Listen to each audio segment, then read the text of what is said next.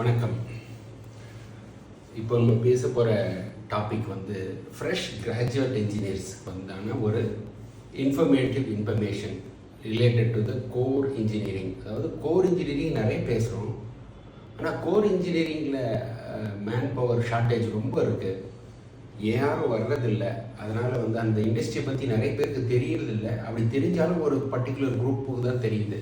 So இதை பற்றி few second நான் பேசுகிறேன், அதுக்கப்புறமா இது டீட்டெயிலாக பேசலாம். நீங்கள் எந்த அளவுக்கு இதை ஷேர் பண்ண போகிறீங்களோ அத்தனை இளைஞர்களுக்கு இது ஒரு புது தெம்பு கொடுக்குறதா இருக்கும்.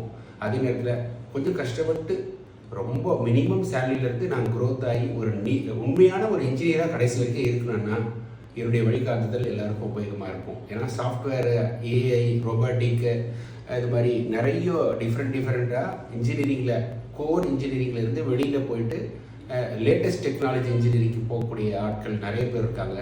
அதில் இருக்கக்கூடிய வேல்யூம் ஆஃப் ஜாப் எவ்வளோ இருக்குது அப்படின்றதும், இதில் இருக்கக்கூடிய வேல்யூ ஆஃப் ஜாப் எப்படி இருக்குன்னு பார்த்தீங்கன்னா, இந்த இண்டஸ்ட்ரியில் எல்லாருமே அங்கே போயிட்டதுனால, அதாவது லேட்டஸ்ட்டு ஐடி இண்டஸ்ட்ரிக்கு போயிட்டதுனால இங்கே ஷார்ட்டேஜ் நிறைய இருக்குது. ஏன்னா இதில் டிசைன் பண்ணி ஒர்க் பண்ணக்கூடிய ஒரு ஃபீல்டு. இந்த டிசைனுக்கு ஒரு புரிதல் வேணும், சொல்லி கொடுக்குறத கேட்டுக்கக்கூடிய ஒரு கீழ்ப்படிதல் வேணும், டிசிப்ளின் வேணும், பொறுமையான குரோத்து தான் கிடைக்கும். நீங்கள் நினைக்கிற மாதிரி ஐடிக்கு உண்டான சேலரி கிடைக்காது, ஆனால் இந்த ஃபீல்டு உங்களை கைவிடாது.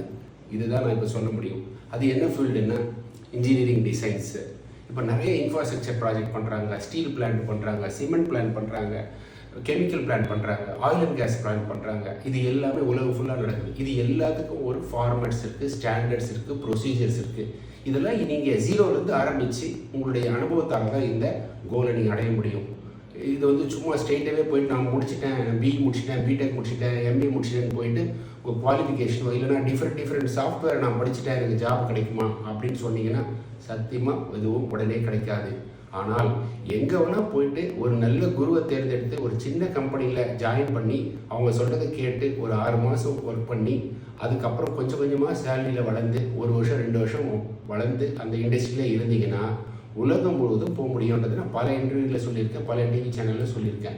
தயவுசெய்து இதை ஃபாலோ பண்ணுங்கள். அந்த இண்டஸ்ட்ரி பேர் இபிசி இண்டஸ்ட்ரி, அதாவது இன்ஜினியரிங் ப்ரொக்யூர்மெண்ட் கன்ஸ்ட்ரக்ஷன் பண்ணக்கூடிய எந்த நிறுவனம் இருந்தாலும் அது கோர் இன்ஜினியரிங் டிசைனை பண்ணக்கூடிய ஆக்டிவிட்டீஸாக இருக்கும். இந்த இபிசி என்னன்றதை ஒவ்வொரு டீட்டெயிலும் நம்ம அப்புறம் பார்ப்போம்.